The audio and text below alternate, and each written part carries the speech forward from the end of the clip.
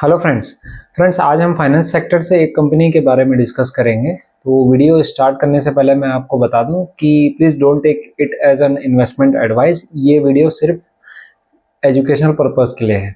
तो फ्रेंड्स, हाँ, कुछ हमारे व्यूअर्स की डिमांड थी और कुछ पर्सनल डीएम्स भी आए थे मुझे कि यूग्रो कैपिटल के बारे में बताइए। उसका प्राइस टू बुक अभी बहुत कम चल रहा है, लेस देन 1 है। तो क्या ये अभी अच्छी अपॉर्चुनिटी, इन्वेस्टिंग अपॉर्चुनिटी बन सकती है? तो फ्रेंड्स, हम पहले डिटेल में देखेंगे इसका बिजनेस मॉडल क्या है, फिर मैं आपको बताऊंगा वैल्यूएशंस पर्सपेक्टिव और क्या ग्रोथ हम एक्सपेक्ट कर सकते हैं इस कंपनी से। तो आइए फ्रेंड्स, सबसे पहले इसका देखते हैं बिजनेस मॉडल।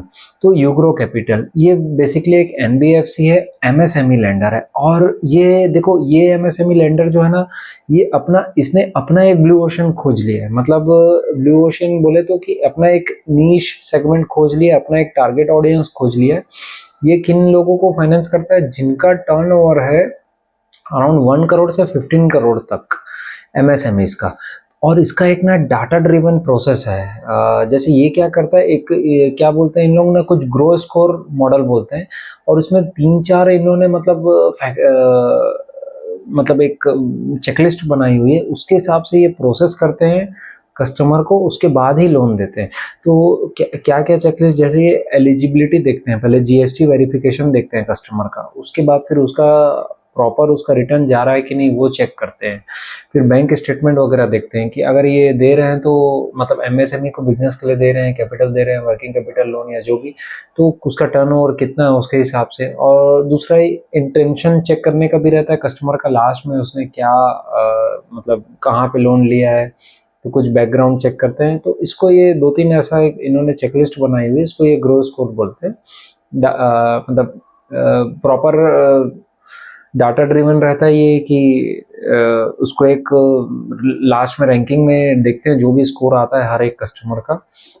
तो ए से एफ तक, ए से ई तक सॉरी, तो ए मतलब बेस्ट हो गया, जिसका बहुत अच्छा है स्कोर, और ई जो है वो वर्स्ट है। उस हिसाब से ये लैंड करते हैं। अब देखना इसके जो है ना, इसका जो लगभग ये सिक्योर्ड में भी काम करता है, अनसिक्योर्ड में भी काम करता है, और बहुत सारे प्रोडक्ट्स हैं इसके अलग अलग। जैसे मशीनरी लोन भी ये प्रोवाइड करता है, सप्लाई चेन फाइनेंसिंग में भी ये काम करता है। और दूसरा, अभी अभी रिसेंटली इन्होंने एक फिनटेक कंपनी को एक्वायर किया। तो ये एक्चुअली अपने बस स्मूथ करना चाहते हैं अपने प्रोसेस को, या जो भी ये लोन दे रहे हैं उसको, उसके हिसाब से आजकल हर कोई एनबीएफसी या बैंकिंग देख लो, अब फिनटेक से टाई अप कर ही रहा है या फिनटेक को एक्वायर कर रहे हैं, क्योंकि अब आने वाला जमाना जो है पूरा पूरा टेक्नोलॉजी बेस्ड है। कितना आप कस्टमर को बेटर सर्विस दे दो, कितना स्मूथ कर दो उसके प्रोसेस को। और हाँ, एक इनका प्रोडक्ट ये भी है, इमीडिएट फाइनेंसिंग। मतलब 50 लाख से 1 करोड़ के आसपास की जो फाइनेंसिंग है एमएसएमई के लिए, उसको ये इमीडिएट, मतलब आज कुछ दिक्कत हुई तो एकदम शॉर्ट उसको ड्यूरेशन करके 1-2 दिन में, 2-4 दिन में भी इमीडिएट फाइनेंसिंग भी कर देते हैं। वो भी एक प्रोडक्ट है। और अभी हम कुछ फाइनेंसेस देख लेते हैं इसका कैसा आया Q3 में, उसके बाद इसका एक प्रोडक्ट है उसके बारे में हम डिस्कस करेंगे। उसमें अगर प्रॉफिटेबिलिटी आती है, ग्रोथ आती है, तो एक बहुत अच्छा, मतलब एक अच्छा साबित हो सकता है कंपनी के लिए। तो अभी देखो, इसका जो लोन बुक ग्रोथ हुई वो अराउंड 32% के आसपास हुई। 11,000 के आसपास इसका एयूएम है, लोन बुक का जो साइज है। और इसका जो है प्रॉफिटेबिलिटी है, देखो प्रॉफिटेबिलिटी इसकी अराउंड आई 38 करोड़ के आसपास, जो लास्ट ईयर थी 32 करोड़। तो वहाँ पर 15% ही प्रॉफिट में ग्रोथ आया, मतलब कोई ऑपरेटिंग लेवरेज नहीं मिली। और लोन बुक का जो ग्रोथ हुई है, सिंपल से आप फाइनेंस कंपनी में लोन बुक ग्रोथ बोलने से आप रेवेन्यू मान लो 32% के आसपास ग्रोथ हुआ है। तो देखिए, अब इसके क्या क्या कारण है, प्रॉफिटेबिलिटी क्यों कम हुई है। सबसे पहले तो देखो, इसका ना कॉस्ट टू इनकम बढ़ा है, मतलब 57% के आसपास है, जो पहले 53% के आसपास है, क्योंकि कंपनी बहुत एग्रेसिवली अपने ब्रांच एक्सपेंशन कर रही है, अपने एम्प्लॉयज़ में खर्चा कर रही है, बहुत तेज़ी से इसको ग्रो करना है, इसीलिए इसका कॉस्ट टू इनकम बढ़ गया है। और इसको ओपेक्स इसका बढ़ गया है, ऑपरेटिंग कॉस्ट, ऑपरेटिंग एक्सपेंसेस, तो इसको ऑपरेटिंग लीवरेज नहीं मिल रहा है। दूसरा, इसका आरओई भी घट गया, मतलब 8.4 के आसपास आ गया 9.4% से। और आरओई का भी जो नंबर है वो भी अराउंड 1.9% आ गया 2.4% से। तो ये सब फैक्टर्स है फ्रेंड। प्रॉफिटेबिलिटी कम होने के कारण 15% के आसपास हो गया, ऑपरेटिंग लीवरेज नहीं मिला है। तो थोड़ा सा कंपनी के लिए मतलब 2-3 पॉइंट्स हैं कि जैसे क्या है, इसका जो है क्रेडिट कॉस्ट बढ़ गया है, 2.5% के आसपास आ गया है और ये टारगेट कर रही है कि 2% के आसपास ले जाए, जैसे मैनेजमेंट ने बताया कॉन कॉल में।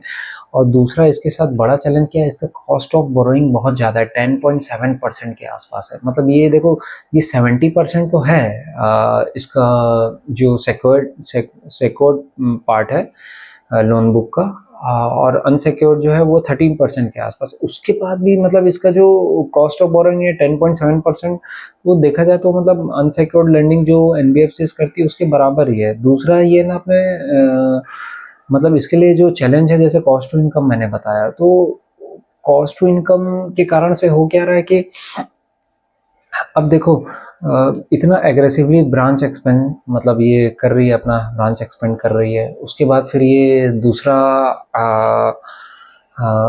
एम्प्लॉयज़ भी हायर कर रही है, ब्रांचेस अपने डबल किया है इसने, और अभी अभी मतलब अराउंड 86-90 के आसपास से 200 ब्रांचेस हो गए, अभी वो 400 टारगेट कर रही है, तो इसका कॉस्ट टू इनकम अब घटने वाला नहीं है। नेक्स्ट है जो मैंने बताया हाई क्रेडिट कॉस्ट, जैसे लोन बुक जैसे जैसे थोड़ी पुरानी होते जा रही है तो प्रोविजंस बढ़ते जा रहे हैं, क्रेडिट कॉस्ट भी बढ़ रहा है, और ये टारगेट कर रही थी कि उसको 2% के कम ले जाए, लेकिन वो भी पॉसिबल दिख नहीं रहा है। इन्होंने खैर बता भी दिया कि अभी आने वाले समय में 2.5% ही है, वो धीरे धीरे 2% तक ही जाएगा, तो एक हाई क्रेडिट कॉस्ट ही है वो।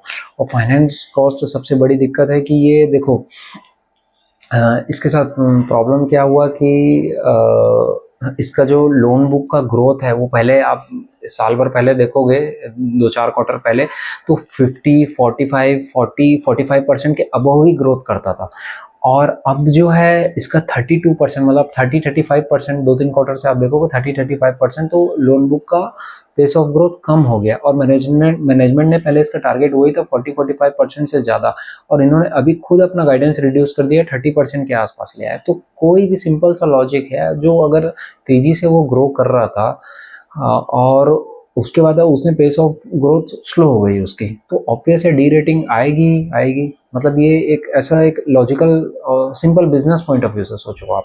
और फाइनेंस कॉस्ट में भी इनको दिक्कत हो रही है, ये क्या बोल रहे हैं कि इनको पैसा मिलने में थोड़ी दिक्कत हो रही है बैंक से और वो सबसे। तो 10.7% मतलब जितना ज़्यादा देखो कॉस्ट ऑफ बोरोइंग रहेगी, तो उतना ज़्यादा इनको मतलब यील्ड में ही आखिर कस्टमर को पास ऑन करना पड़ेगा वो कॉस्ट।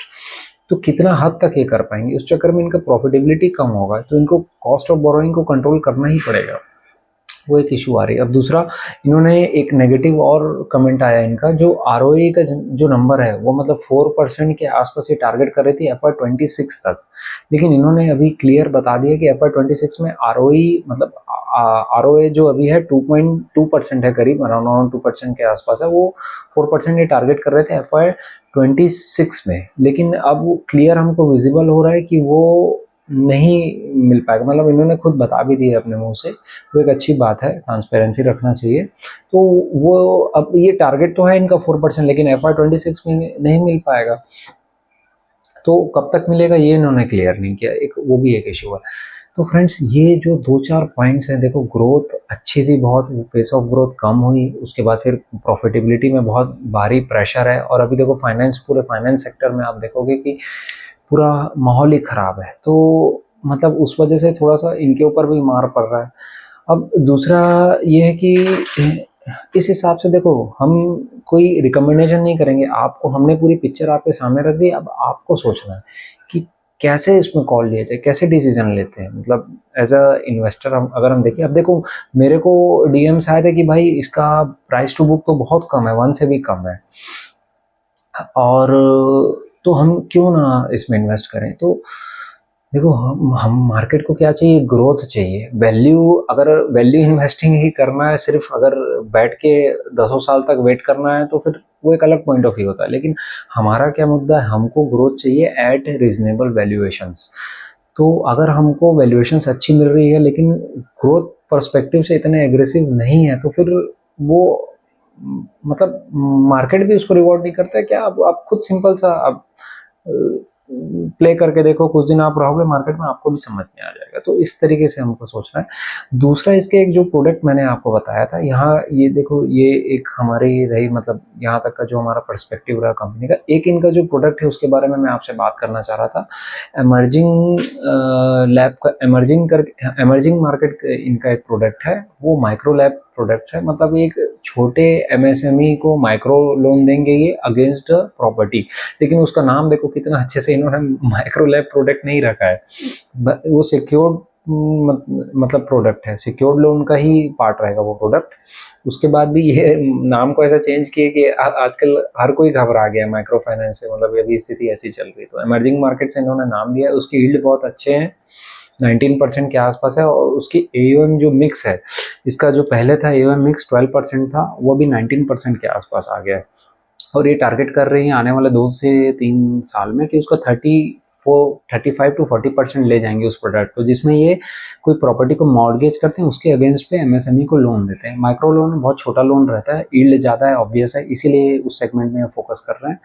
तो फ्रेंड्स, अच्छा प्रोडक्ट है और एग्रेसिवली ये अपना टारगेट भी उसमें कर रहे हैं। लेकिन अभी जो है हमको ये देखना है कि जो प्रॉफिटेबिलिटी पे मार पड़ रही है, अगर आप ग्रो भी कर रहे हैं, देखो 2 पॉइंट होते हैं, आदमी ग्रो करता है बहुत तेजी से और वो डिस्काउंट वगैरह बांट के, जैसे अभी वीआईपी इंडस्ट्रीज में बहुत हालत खराब थी, और भी ऐसे 1-2 केसेस हैं, वो डिटेल में मैं केस स्टडी उसके बना दूंगा।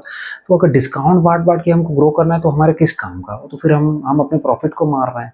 और यहाँ पे भी हमको इस फाइनेंस सेक्टर में ऐसा सोचना है कि अगर ये ग्रो कर पा रहा है, कॉस्ट ऑफ बोरोइंग बढ़ जा रहा है, क्रेडिट कॉस्ट बढ़ जा रहा है, लोन बुक की थोड़े एसेट क्वालिटी खराब हो जा रही, तो वो हमारे किस काम का रहेगा। अगर ग्रो भी कर लेगा लेकिन प्रॉफिट शेयर होल्डर को मिलेगा ही नहीं। हाँ ठीक है, हमको एग्जीक्यूशन पे फोकस करना है, हमको देखते रहना है, हमको ट्रैक करते रहना है। अगर इसका यही प्रोडक्ट इमर्जिंग मार्केट प्रोडक्ट बहुत अच्छा साबित होता है और इसके यील्ड बहुत अच्छे हैं, कॉस्ट ऑफ बोरोइंग घट जाती है, क्रेडिट कॉस्ट रिड्यूस हो जाता है, कॉस्ट इनकम तो अभी देखो इतना एग्रेसिवली टारगेट कर रहे हैं, उसके बाद एक समय ऐसा आएगा कि कॉस्ट इनकम भी अगर कंट्रोल में आ गया, फिर इनको ऑपरेटिंग लीवरेज मिलने लग गया, तो उस हिसाब से तब हमारा कुछ इंटरेस्ट बनेगा उसमें। तो फ्रेंड्स, ये था एक हमारा शॉर्ट एनालिसिस यूग्रो कैपिटल के ऊपर, और ऐसे ही वैल्यूएबल वीडियोस हम आपके लिए लाते रहेंगे। तो फ्रेंड्स, मिलते हैं नेक्स्ट वीडियो में। जय हिंद।